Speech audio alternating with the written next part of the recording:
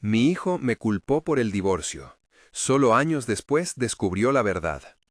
Esa frase, dicha como una sentencia, vivía en la casa de Carlos como una grieta en la pared, siempre visible, siempre lista para agrandarse con cualquier movimiento. Era la última línea de muchos silencios, el reproche que Marco soltó una noche de lluvia cuando tenía 16 años y que desde entonces había unido sus vidas por la ausencia más que por la presencia. Carlos la repetía a veces en su cabeza como quien repasa una deuda, no para justificarse, sino para recordar el peso que llevaba en los hombros.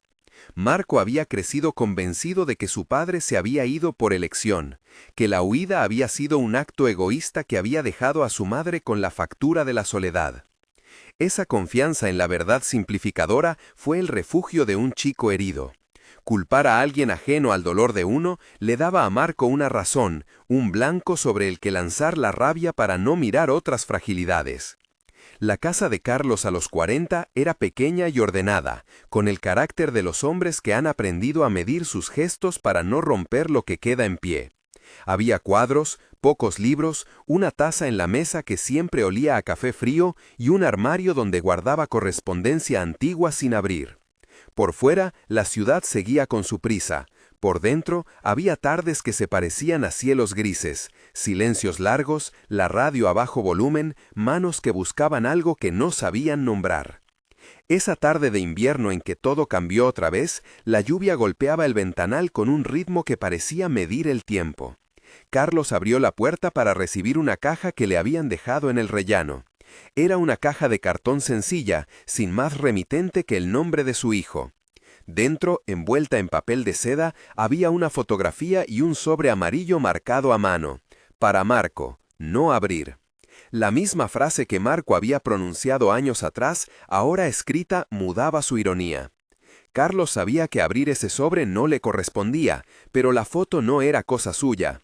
Marco adolescente en una playa, Ana, su exmujer, con el pelo alborotado, sonriendo a la cámara.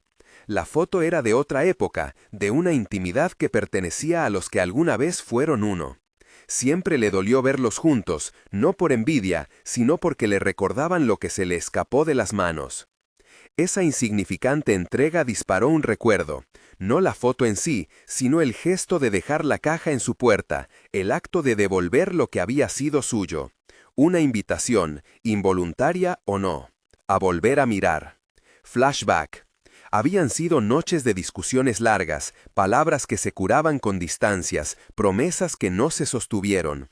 El divorcio ocurrió en un otoño sin estruendo público, con papeles firmados en oficinas impersonalmente iluminadas y con la sensación, para todos, de que la vida seguía y que el dolor quedaba resuelto con esa formalidad. Marco tenía 15 años. En su corazón, la separación fue una fractura con nombre. «Tú nos rompiste la familia», le espetó a Carlos.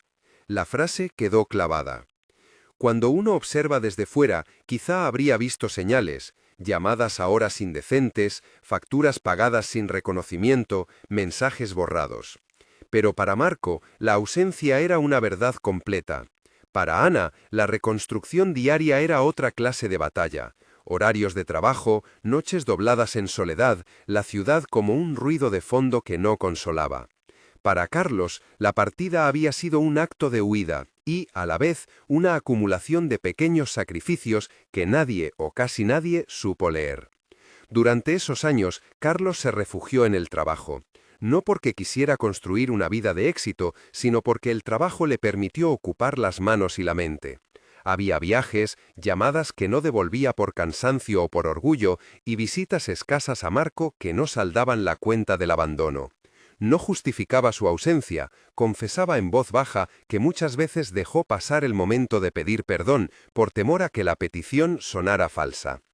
Marco creció con dos certezas, que su madre era la víctima y que su padre era el responsable. Construyó su identidad alrededor de esa certeza. Se hizo hombre demasiado rápido, con una coraza que no permitió que nadie la tocara. Estudió, trabajó, tuvo relaciones breves y reservadas.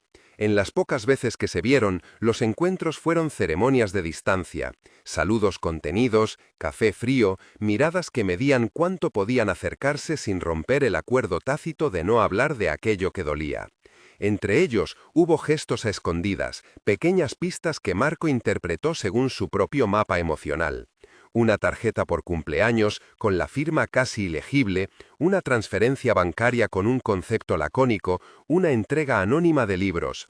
Marco los tomó como ofensas veladas. Su padre intentaba comprar afecto con dinero que ya no tenía derecho a gastar en la familia. Para Carlos, cada gesto era una manera torpe de estar presente sin invadir, una forma de mantener lo que no se había atrevido a pedir perdón abiertamente. Pasaron años, la ciudad volvió a cambiar de estaciones y de rostros. Marco, ya adulto, vivía en un piso pequeño con paredes que reverberaban ecos de infancia. Tenía su trabajo, los problemas cotidianos, una pareja a la que nunca presentó a su padre. Había, en su mente, un límite que no quería cruzar. Y entonces, por pura casualidad que la vida nos regala a veces como limpieza, recibió una llamada que lo llevó a mirar más de cerca. Fue una vecina, una mujer mayor que había conocido a Ana cuando vivían todas en la misma calle. Al morir un familiar cercano, una señora que había cuidado la contabilidad del edificio durante años, la vecina empezó a ordenar cajas de papeles antiguos. Entre fotocopias y recibos, encontró un paquete de sobres dirigidos a Ana, pero remitidos por el nombre de Carlos. La vecina, que recordaba las viejas historias pero no sus detalles, decidió llevar algunos documentos a la familia porque le pareció que eran cosas de la vida que no deben perderse. El paquete llegó a manos de Marco en una tarde de lluvia. Leyó por encima, pequeños apuntes, facturas con sellos, notas al margen. Una transferencia por mes durante años, con el concepto para Ana. Una hoja de cuentas que mostraba pagos hechos desde una cuenta que llevaba el nombre de Carlos y, entre todo eso, un sobre con cartas escritas a mano, algunas sin sello, otras dobladas con cuidado y escondidas entre las páginas de una libreta. Marco sintió que el suelo bajo sus pies se volvía inestable. No porque aquello demostrara automáticamente la inocencia de su padre, sino porque añadía una capa que no había previsto. No todo era tan blanco o tan negro. Empezó una pequeña investigación privada, un rastreo de huellas íntimas. Habló con la vecina que le había entregado los papeles, que le contó con voz temblorosa que había visto a su padre entrando a la cocina de Ana en ocasiones a deshora, trayendo bolsas de la compra o ayudando a cambiar la bombilla de la escalera. Visitó el banco donde había encontrado una relación de transferencias antiguas, no para hacer un juicio, sino para confirmar fechas. Las cifras estaban allí, pagos periódicos que habían mantenido a la casa a flote en ciertos meses difíciles. Había también un recibo de un hospital, con el nombre de Ana, con una nota a mano, pagado por firma ilegible. Esos documentos no explicaban la ruptura, pero movían la narrativa que Marco había sostenido durante años. La mezcla de rabia y confusión lo dejó sin palabras. ¿Cómo mantener la ira cuando descubres que la persona a la que culpaste hizo algo que, en cierto modo, cuidó de los tuyos en la sombra? ¿Cómo sostener la certidumbre cuando una caja con papeles añade preguntas incómodas? Marco empezó a ver su pasado con ojos de arqueólogo. Limpiaba la tierra de la memoria con cuidado, sin querer destruir lo que había sido, pero con la urgencia de encontrar una pieza que encajara. La evidencia empujó a Marco a buscar a su padre. No fue una decisión improvisada, fue un acto deliberado de inquietud. Quería preguntas, no sentencias. Quería entender quién era ese hombre que, según los papeles, había pagado cosas que Marco había creído que dejaban de pagarse cuando se fue. Llamó a Carlos con el pulso alterado y lo citó en un café templado con ventanas empañadas por la lluvia. La escena fue de una intensidad contenida. Dos hombres sentados frente a frente, con vasos humeantes entre ellos. Marco tenía las cartas dobladas en el bolsillo y la respiración corta de quien teme que la verdad no cambie la herida, pero sí el sentido de su vida. Carlos lo miró con las líneas de la edad marcadas en el rostro, con manos que, en algún tiempo, habían tenido prisa y ahora solo buscaban la seguridad de un gesto recto. ¿Por qué te fuiste?, preguntó Marco sin alzar demasiado la voz. La pregunta no buscaba una excusa, buscaba un mapa que explicara su pérdida. Carlos dejó que la taza se enfriara en la mesa. Durante años había guardado respuestas a medias, algunas por cobardía, otras porque le costaba poner en palabras lo que creía que solo podría empeorar las cosas. Finalmente habló con un temblor que no era gracioso ni valiente. Era la honestidad de quien ha vivido demasiado tiempo con la verdad a medias. No me fui por egoísmo puro, dijo. Hubo algo que no supe cómo enfrentar. Pensé que al alejarme podía protegerlos. No fue solo ausencia, Marco, fue miedo. Pero también intenté ayudar desde fuera. Puede que haya elegido mal la forma, y por eso te pido perdón. No busco exculparme, hice daño. Pero hay cosas que no te conté, porque pensé que mi silencio podía ser menos dañino que la verdad. Marco esperó otra explicación, detalles que llenaran los huecos. Pero Carlos no entró en tecnicismos ni en capítulos concretos que pudieran parecer invención. En su lugar, ofreció otra evidencia.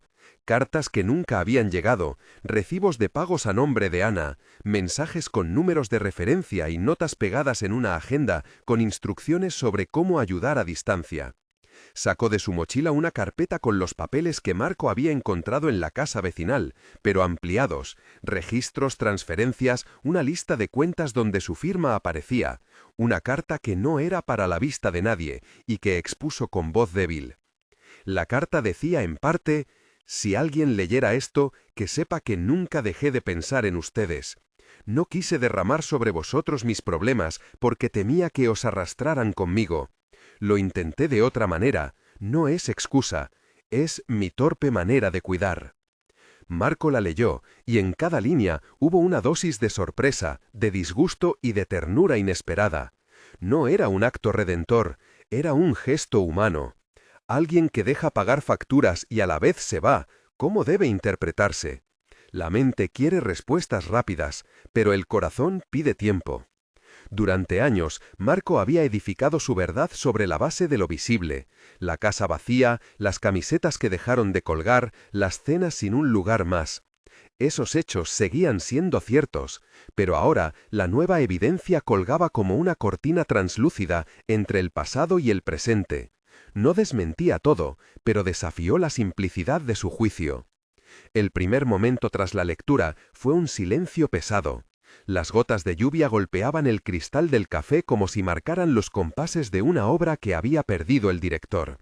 Marco levantó la mirada y vio a su padre con una honestidad no performativa. No buscaba miradas complacientes. Buscaba una oportunidad para reparar, aunque supiera que la reparación no sería inmediata. «¿Por qué no lo dijiste?», preguntó Marco, y la pregunta no era retórica.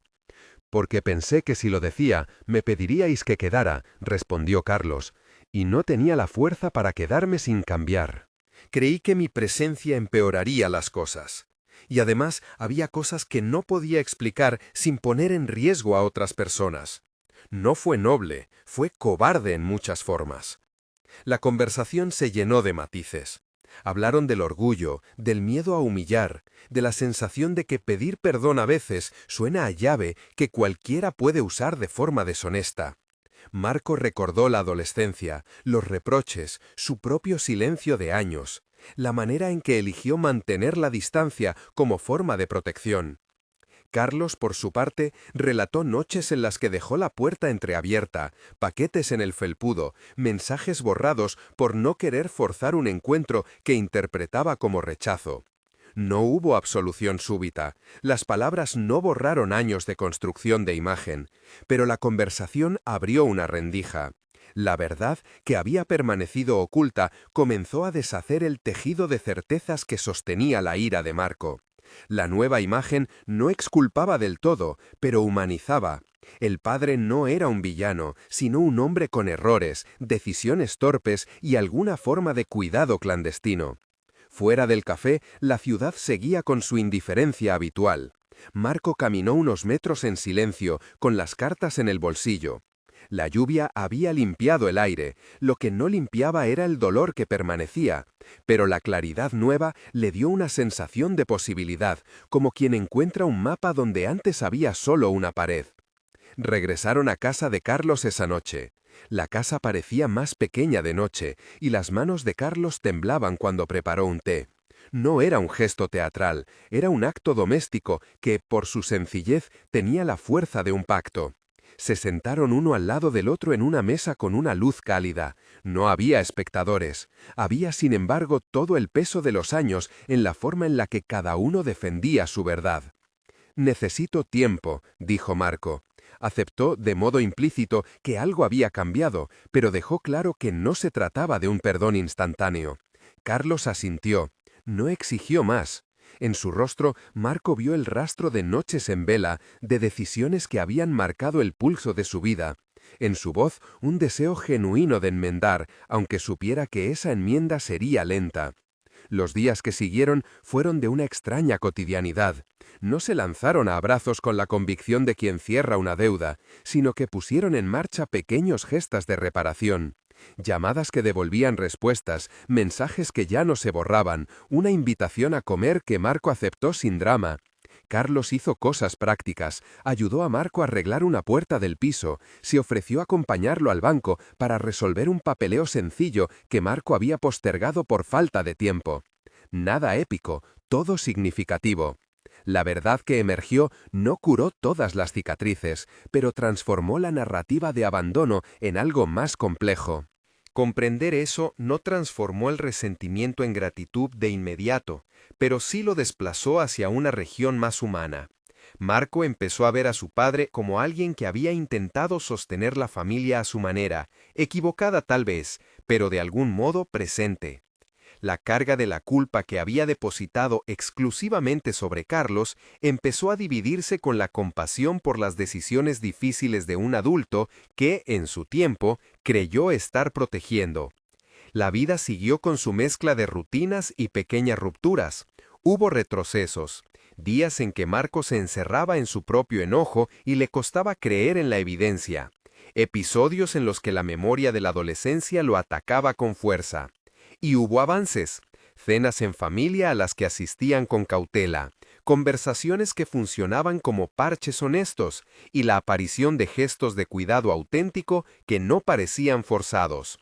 Carlos no buscó redención heroica, buscó coherencia en sus actos. Fue al médico una vez cuando Marco tuvo una operación menor y esperó en la sala con una paciencia que ya no le sobraba. Fue al cumpleaños del hijo de Marco, con un gesto sencillo, un libro envuelto con la nota «para cuando quieras leer juntos». Esos pequeños actos fueron más poderosos que cualquier declaración solemne.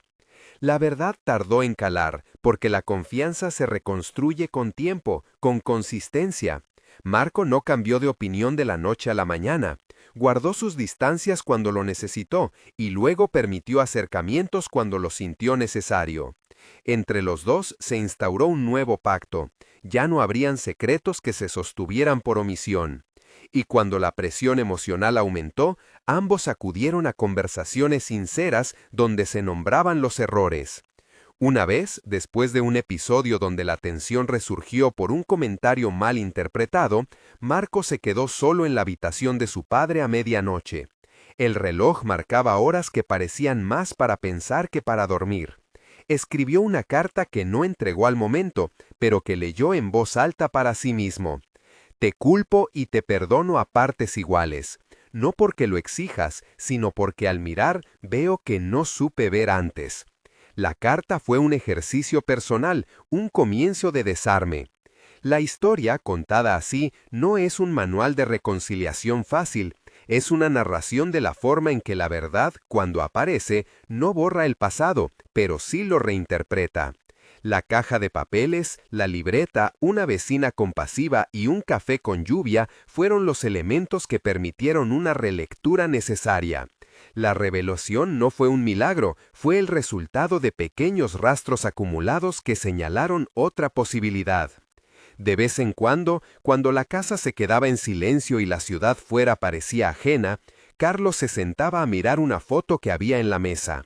No la miraba con nostalgia culpable, la miraba con la conciencia de que las decisiones humanas se tejen entre valentía, miedo y torpeza, y que la reparación es un arte paciente.